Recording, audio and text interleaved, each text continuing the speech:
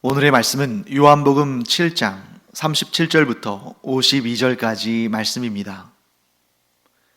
명절 끝날 곧 큰 날에 예수께서 서서 외쳐 이르시되 누구든지 목마르거든 내게로 와서 마시라. 나를 믿는 자는 성경의 이름과 같이 그 배에서 생수의 강이 흘러나오리라 하시니 이는 그를 믿는 자들이 받을 성령을 가리켜 말씀하신 것이라.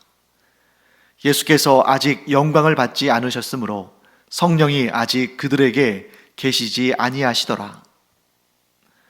이 말씀을 들은 무리 중에서 어떤 사람은 이 사람이 참으로 그 선지자라 하며, 어떤 사람은 그리스도라 하며, 어떤 이들은 그리스도가 어찌 갈릴리에서 나오겠느냐, 성경에 이르기를 그리스도는 다윗의 씨로 또 다윗이 살던 마을 베들레헴에서 나오리라 하지 아니하였느냐 하며, 예수로 말미암아 무리 중에서 쟁론이 되니 그 중에는 그를 잡고자 하는 자들도 있으나 손을 대는 자가 없었더라. 아랫사람들이 대제사장들과 바리새인들에게로 오니 그들이 묻되 어찌하여 잡아오지 아니하였느냐.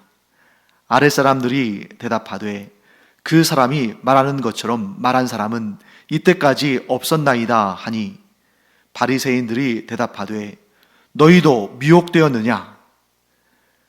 당국자들이나 바리새인 중에 그를 믿는 자가 있느냐. 율법을 알지 못하는 이 무리는 저주를 받은 자로다. 그 중에 한 사람 곧 전에 예수께 왔던 니고데모가 그들에게 말하되 우리 율법은 사람의 말을 듣고 그 행한 것을 알기 전에 심판하느냐. 그들이 대답하여 이르되 너도 갈릴리에서 왔느냐. 찾아보라. 갈릴리에서는 선지자가 나지 못하느니라 하였더라. 네, 오늘 본문의 역사적인 배경은 초막절 명절 중이죠. 그리고 지금은 초막절 명절 가운데에 그 마지막 날인 일명 큰 날이라고 불리는 날입니다. 보통 이런 명절에는 첫째 날과 마지막 날에 성회, 곧 모든 사람들이 모여서 함께 하나님께 영광을 올려드리는 제사를 드리고 특별한 행사를 하는 그런 날로 모이죠. 그렇기 때문에 이 날은 초막절의 마지막 날, 가장 의미가 있는 날, 이 명절을 마무리하는 그러한 또 결말을 맺는 그러한 대단원의 막을 내리는 중요한 시점이다 하는 것을 우리가 알 수 있습니다. 이 초막절은 다른 말로 하면 장막절 혹은 수장절이라고 불립니다.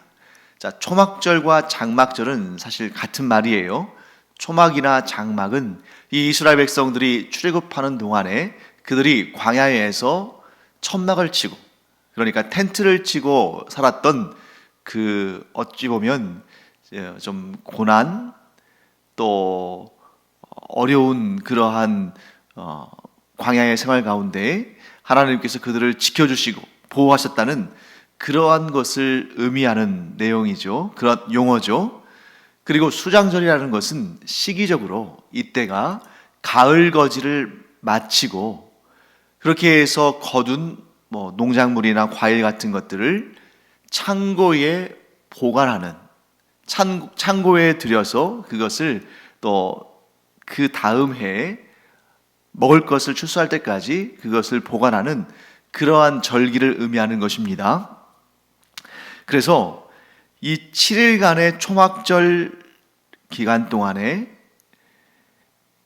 특별한 행사를 하는데, 그게 뭐냐면 초막절을 드러내는, 이게 초막절이라는 것을 알리는 아주 중요한 행사가 있는데, 그게 뭐냐면 그 해에 대제사장이 금으로 만든 주전자 비슷한 통을 들고 실로암 못으로 갑니다.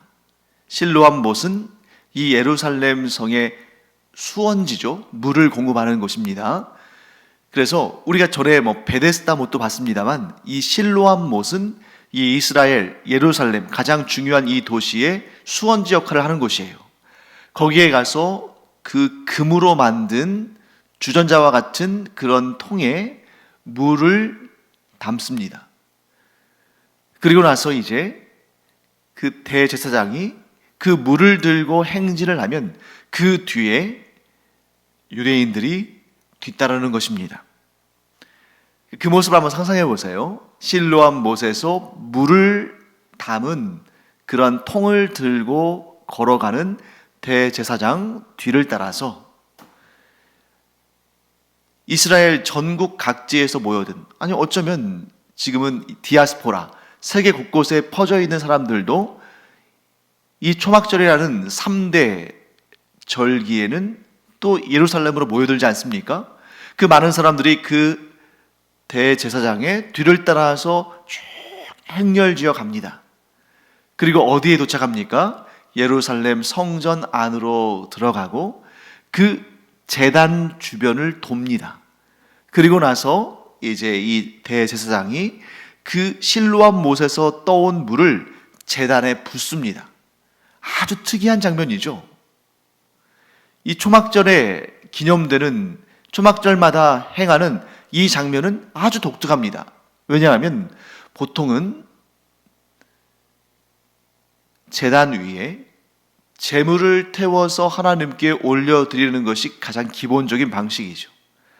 그런데 이 초막절의 이 절기에는 대제사장이 실로암 못에서 떠온 물을 제단 위에 붓는다는 거죠. 왜 이러한 일을 했을까? 왜 이러한 행사가 초막절 절기의 하이라이트와 같은 그러한 행사가 되었을까? 몇 가지 이유가 있습니다. 첫째는 이스라엘 백성들이 출애굽한 다음에, 여러분, 하나님께서 이스라엘 백성들에게 반드시 지키라고 말씀하신 그 3대 절기, 그러니까 유월절, 맥추절, 또 오늘 나오는 초막절, 이런 절기들은 모두 출애굽과 관련이 있어요. 출애굽 사건과 관련이 있는데, 출애굽한 다음에 이스라엘 백성들이 광야를 40년 동안이나 떠도는데, 그 40년 동안 이스라엘 백성들이 물을 마시지 못해서 목말라 죽은 사람이 없습니다. 하나님께 물이 없다고 원망하고 불평한 사람들은 있었지만 정작 물을 마시지 못해서 갈증으로 죽은 사람은 없다는 거죠. 곧 하나님께서 그 메마른 광야에서 이스라엘 백성들에게 계속해서 물을 공급해 주셨음을 기념하는 그런 의미가 있는 거죠. 그 다음에 이 가을 거지가 끝난 다음에 초막절, 다른 말로는 수장절이죠. 가을 거지가 끝난 다음에 그 풍성한 소출을 창고에 드리는데, 그렇게 해서 풍성한 소출을 창고에 드리는 것을 기념하는 이 초막절, 수장절이 끝난 다음에 이스라엘은 우기가 시작됩니다. 그리고 이때에 비가 내려야만, 즉 초막절이 끝난 다음에 내리는 비를 이른비라고 하는데, 이 이른비가 충분히 내려야만 그 다음에 또 농작물을 파종할 수 있고 또 나무를 심을 수가 있고, 그래서 그 다음에 소출을 기대할 수 있는 것입니다. 그래서 이 초막절의 절기에 물을 제단에 붓는 이 예식을 통해서 하나님께서 이 우기에 충만한 비를 주시고 충만한 물을 주셔서 이 다음 농사도 잘 되게 해달라는 그러한 복을 기원하는 그런 의미도 있는 것이죠. 그리고 마지막 세 번째로는 이런 의미를 생각해 볼 수 있습니다.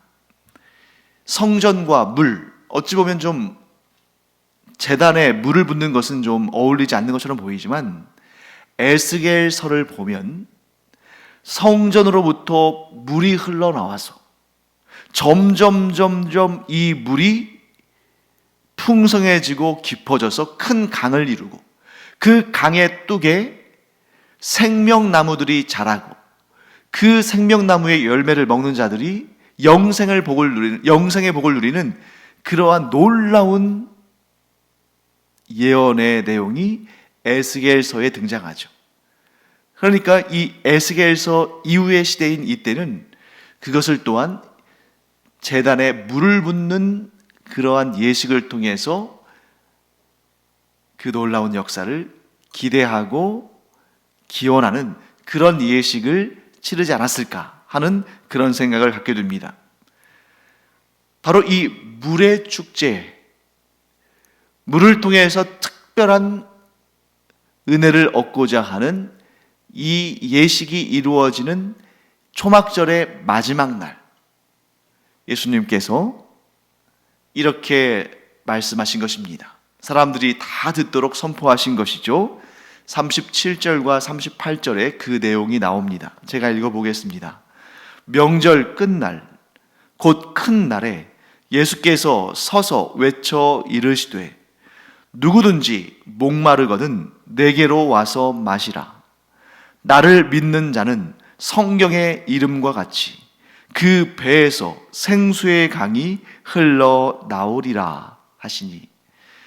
자, 지금 이 초막절 물의 예식이 이루어지는 이 자리에서 예수님께서 뭐라고 선포하신 것입니까? 누구든지 목마르거든 내게로 와서 마셔라. 자, 지금 이 성전에서 계속 이 초막절마다 물의 예식을 행하는데 왜 그 물의 예식을 행하는 것입니까?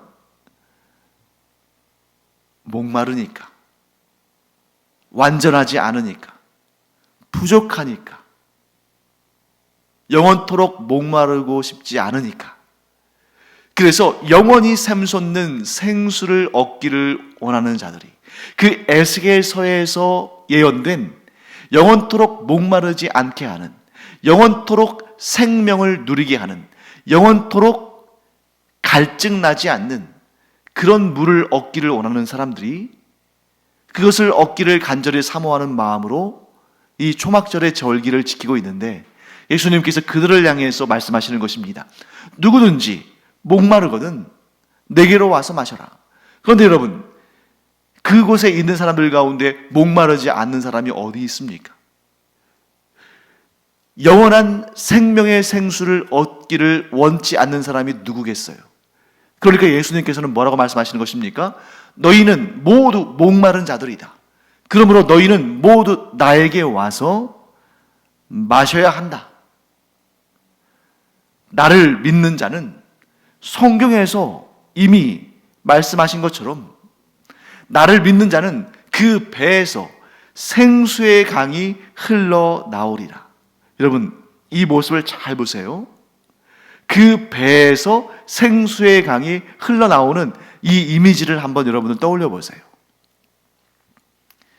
예수님께서 이렇게 말씀하셨죠. 너희가 이 성전을 헐라. 내가 사흘 만에 다시 일으키리라. 그때 예수님께서 하신 말씀의 의미가 어떤 뜻입니까? 성전된 자기의 육체를 의미한다.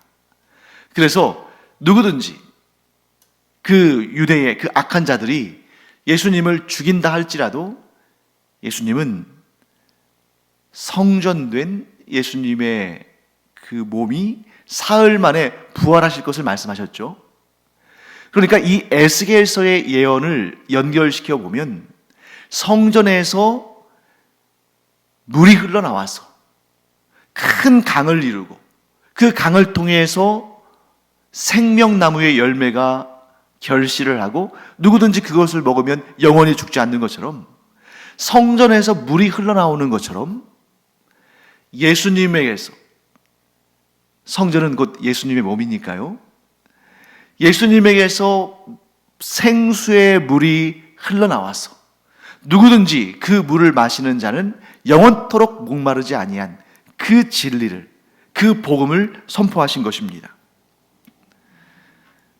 사도 요한은 예수님께서 말씀하신 그 물이 어떤 물인지를 이렇게 설명합니다. 39절 말씀입니다. 이는 그를 믿는 자들이 받을 성령을 가리켜 말씀하신 것이라.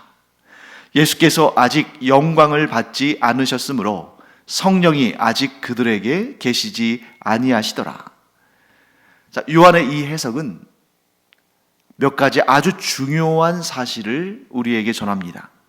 첫째, 예수님을 믿는 자들은 지금 이 현장에서 예수님을 믿는 자들이라 할지라도 성령을 받지 못한 상태입니다. 그런데 예수님을 믿는 자들은 장차 예수님께서 보내시는 성령을 받게 될 것이다 하는 것을 말씀하시는 거죠. 둘째, 그런데 지금은 예수님께서 이 말씀하시는 지금 이 시점은 예수님께서 아직 영광을 받지 않으셨던 때다. 그 얘기는 뭐냐면 예수님은 언제 영광을 받으실까요? 예수님의 영광은 예수님께서 십자가에 달려 죽으시고 부활하시고 승천하셔서 하나님의 보좌 우편에 앉으실 때 예수님께서 영광을 얻으신 것입니다. 그렇기 때문에 예수님께서 승천하신 다음에 뭘 보내주셨어요? 영광을 받으셨기 때문에 예수님께서 성령을 보내주신 것입니다. 예수님께서 십자가에 달려 죽으시고 부활하시고 승천하신 후에 그가 영광을 받으시고 성령을 보내주셨다. 자, 그렇다면 예수님께서 지금 이 말씀을 하신 것은 예언인 것이고, 그런데 예수님께서 십자가에 달려 죽으시고 부활하신 다음에 승천하신 후에 성령을 보내주셨기 까닭에 오늘날 우리에게는 이 말씀이 예언이 성취된 말씀인 것입니다. 그러므로 누구든지 예수 그리스도를 믿으면 영광을 받으신 예수님께서 보내시는 성령을 받게 되고, 이 성령을 받게 된 자는 영원토록 목마르지 않은 구원을 받았음을 증거하는 것입니다.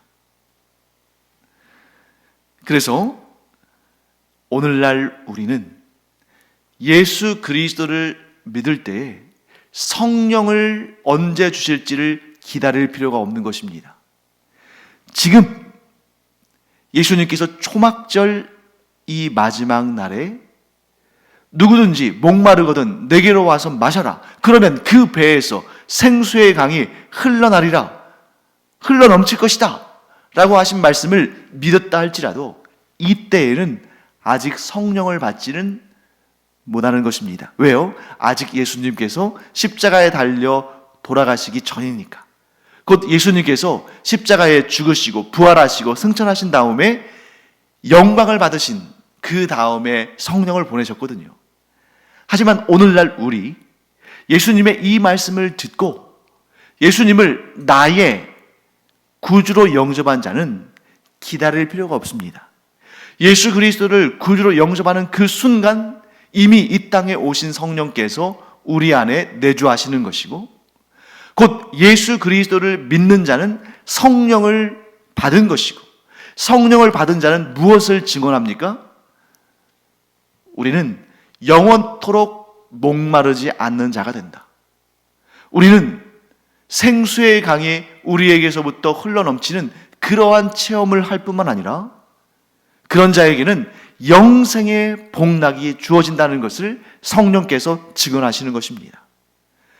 그렇기 때문에 사랑하는 성도 여러분, 오늘 예수님께서 하신 이 말씀은 그 당대의 유대인들에게는, 그 당대의 이 말씀을 듣는 사람들에게는 예언의 말씀이지만 오늘날 우리에게는 이미 성취된 말씀이다. 그러므로 우리가 예수 그리스도를 구주로 영접했다면 우리 안에는 누가 계시는 것입니까? 성령이 계시는 것이고, 그러므로 성령께서 우리와 함께 계시므로 우리 안에 생수의 강이 차고 넘치게 임할 뿐만 아니라 우리로부터 이 차고 넘치는 생수의 강, 곧 성령의 역사가 우리를 통해서 흘러넘쳐서 이 세상을 향해 복음의 말씀으로 성령의 역사로 흘러간다.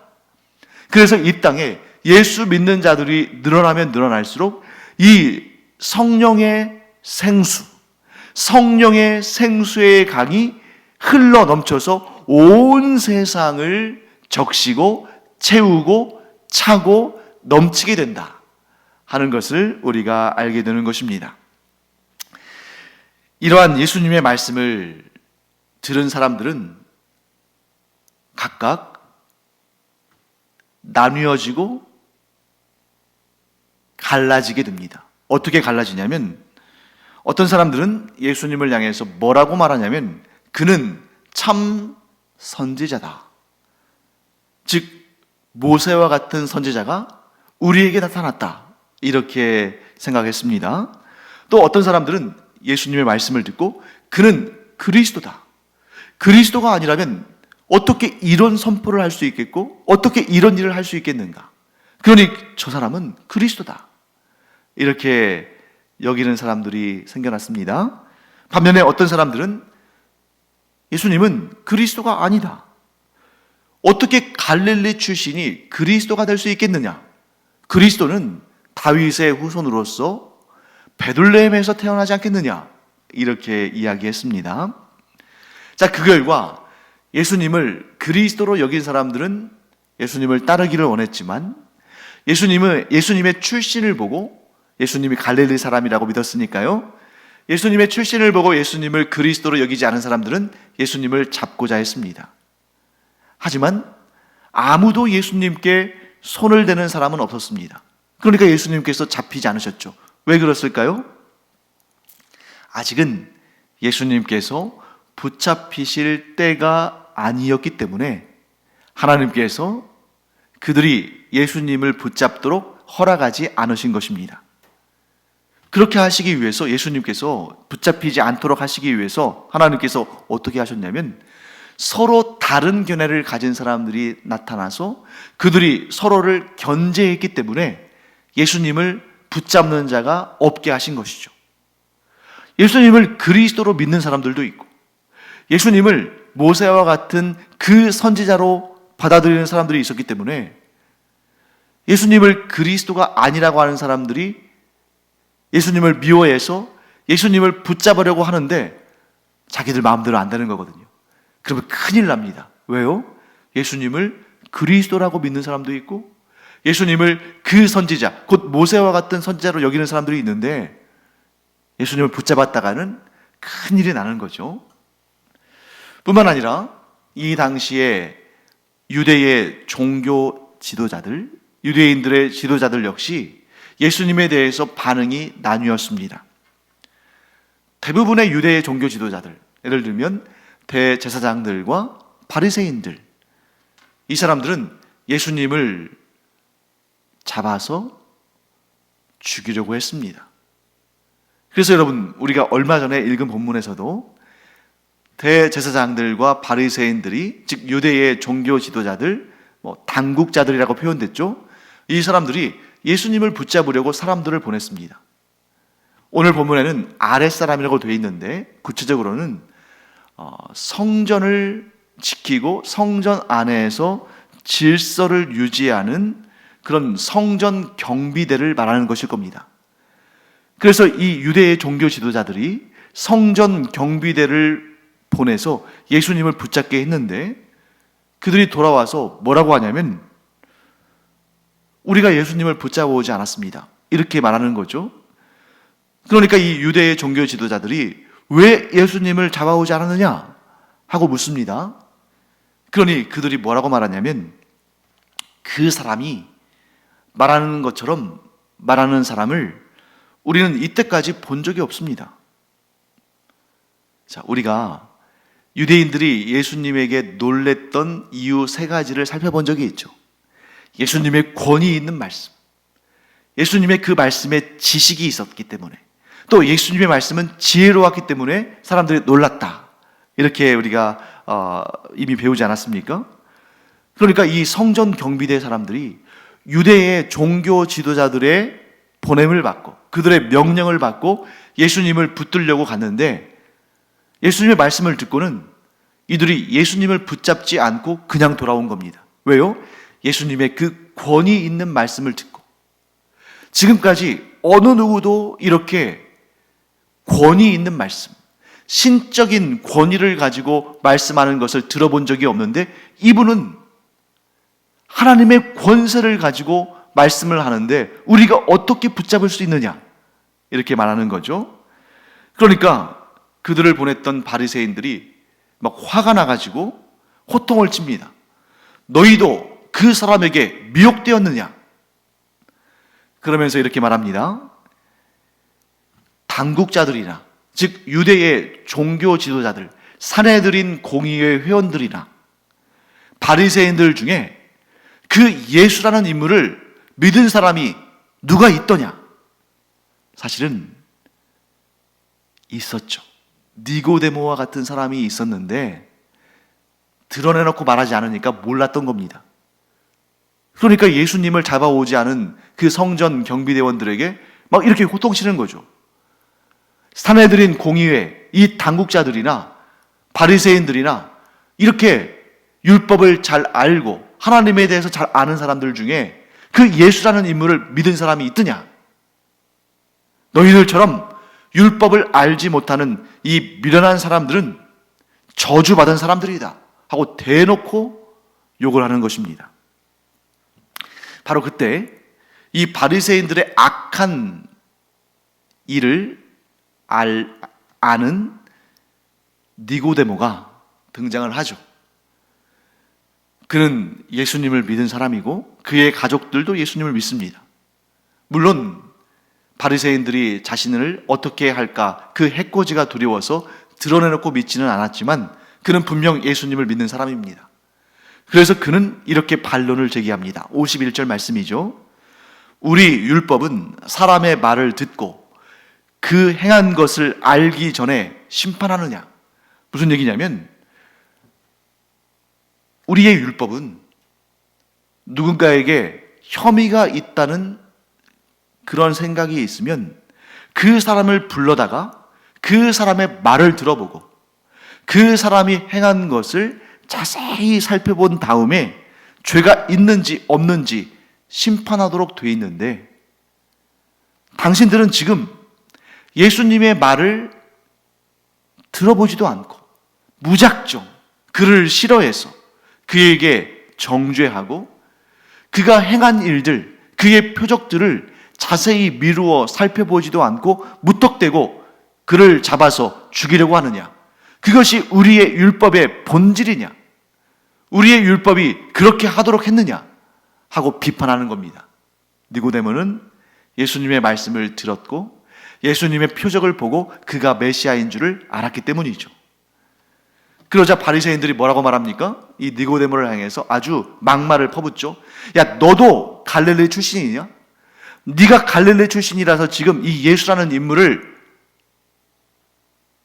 두둔하는 것이냐? 하고 막 말을 함부로 하는 거죠. 그런데 니고데모는 갈릴리 출신이 아닙니다. 그리고 오히려 그는 누구보다 율법에 대한 열심이 있는 바리새인입니다. 그런데 그는 예수님의 말씀을 듣고 예수님의 표적을 본 다음에 인정했습니다. 믿었습니다. 왜 그랬을까요? 그는 마음이 청결한 사람이기 때문에 선입관 없이 예수님을 인정한 것입니다. 반면에 예수님을 잡아서 죽이려고 하는 이 바리새인들은 마음이 청결한 사람들이 아니에요. 그러니까 그들은 그들의 선입견에 따라서 이 예수라는 인물은 옳지 못하다 하고 결론을 짓고 예수님의 말씀을 듣고 예수님의 표적을 보니까 그들의 마음이 청결하지 못하니까 예수님의 메시아 되심을 부인하는 것입니다. 이 세상에는 두 부류의 사람들이 있습니다. 하나는 자신이 들은 것과 자신이 본 것, 또한 그런 증언을 듣고 정직하게 판단하는 자들이 있고, 다른 하나는 자신이 무엇을 듣든 무엇을 보든 관계없이 그저 자신 안에 있는 그 죄악된 생각으로, 그 선입견으로 판단하고 보는 사람들입니다. 바로 이 바리새인들이 이 두 번째 부류에 들어가는 사람들이죠. 사랑하는 성도 여러분, 우리가 오늘날 예수 그리스도를 믿고 구원받은 것, 그래서 예수님께서 보내주신 성령이 우리 안에 내주하시면서 영원토록 목마르지 아니한 이 생수를 얻게 된 것은 우리가 스스로 자랑하려고 그러는 것이 아니라 우리가 영적으로 청결한 자, 정직한 자, 예수님의 말씀대로라면 마음이 청결한 자라는 것을 증거해 주는 것입니다. 우리가 우리 자신을 자랑하기 위해서 하는 말이 아니라 우리가 예수 그리스도의 말씀을 듣고 그의 표적을 기록한 성경을 읽고 그 복음의 내용을 듣고 믿었다는 것 자체가 우리의 마음이 청결함으로 하나님을 보는 자들이라는 것을 증거한다는 거죠. 이게 얼마나 감사한 일이고 얼마나 자랑스러운 일입니까? 우리가 예수 그리스도의 복음을 듣고 믿었다는 것이 하나님께 인정받은 것이다. 어떻게 해요? 너희는 마음이 청결함으로 복음을 듣고 믿었다. 그래서 너희는 하나님을 보게 되었다. 사랑하는 성도 여러분, 우리가 이렇게 좋은 출발을 했습니다. 우리의 마음이 청결해서 예수님의 복음을 듣고 믿고 하나님을 보게 된 자들이 되었습니다. 이 복된 마음, 이 아름다운 중심을 잃지 않고 영원토록 간직함으로 우리 안에 예수 그리스도를 믿는 믿음과 성령이 주시는 영원토록 목마르지 아니하는 생수가 우리 안에 영원히 있기를 간절히 축원합니다. 기도하겠습니다. 하나님 감사합니다. 저희에게 예수님의 복음을 들려주시고 또한 저희가 그 복음을 믿고 영원히 마르지 않는 생수 곧 성령을 우리가 마음에 모시는 그런 자들이 되게 하심을 감사드립니다. 이 은혜가 영원히 이어지게 하여 주시옵소서. 감사드리며 예수님의 이름으로 축복하며 기도합니다. 아멘.